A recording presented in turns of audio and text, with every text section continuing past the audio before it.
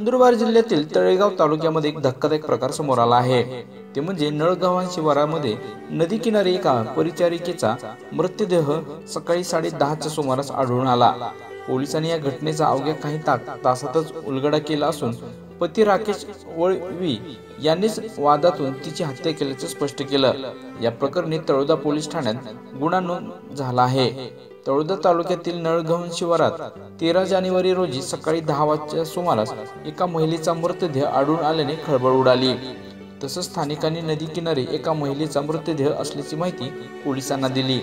या घटनेची पोलिसांनी चौकशी केली असता मृतदेह ही महिला वंदना राकेश वळवी वय वर्ष 32 यांचा असल्याचं स्पष्ट झालं। वंदना वळवी या तळोदा तालुक्यातील बुधावल प्राथमिक आरोग्य केंद्रात परिचारिका म्हणून कार्यरत होत्या। घटनेची माहिती मिळताच घटनास्थळी उपविभागीय अधिकारी दर्शन गरुड आणि आदिजन पोलिसांनी घटनास्थळी येऊन तपास केला। तसंच रविवारी 12 जानेवारी रोजी वंदना वळवी यांनी त्यांच्या मुलाला आईकडे सोडून पती राकेश सोबत शेतात जाण्याचा निर्णय घेतला। संध्याकाळी 4 वाजच्या सुमारास वंदना आई आणि मुलाने शेतात जाऊन चौकशी केली असता राकेश आणि वंदना रिक्षाने घरी गेल्याचं सांगितलं। मात्र सत्य हे वेगळंच होतं। राकेश कोणतं काम न करता सतत वंदनाकडून पैसे मागायचा।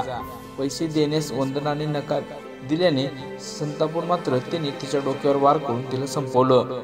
ही मेन घटना असून हत्या केल्यानंतर राकेशने तिचा मृतदेह नदी किनारी फेकून दिला आणि वंदना अचानक गायब झाल्याचा त्याने तो बनाव रचला, परंतु अखेर शेवटी तो पोलिसांच्या जाळ्यातच अडकला।